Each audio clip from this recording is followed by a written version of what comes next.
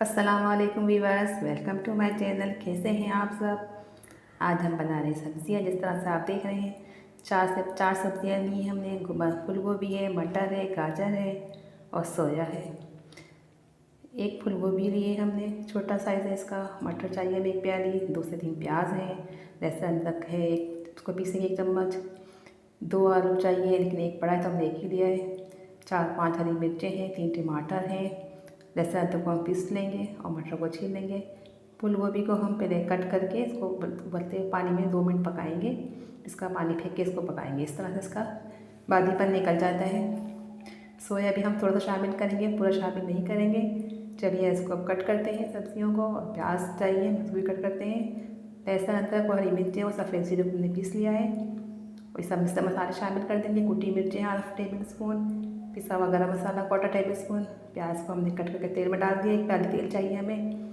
सब मसाले इसमें शामिल कर देंगे और 5 से 10 मिनट पकाएंगे। फूल गोभी को हमने उबलते पानी में शामिल कर दिया, इसको पानी फेंक दिया हमने।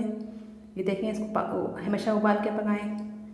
अब हम मसाला पक जाएगा तो सोया भी काट लेंगे। कट करके थोड़ा सा सोया डालेंगे इसके अंदर। 10 मिनट पकाएंगे। नमक भी शामिल कर दें इसके अंदर। 10 मिनट के बाद हम जो सब्ज़ी हमने कट करके रखी है वो शामिल कर देंगे हम। और थोड़ा सोया कट करके रखा तो वो डाल देंगे। और थोड़ा पानी शामिल कर देंगे इसके अंदर।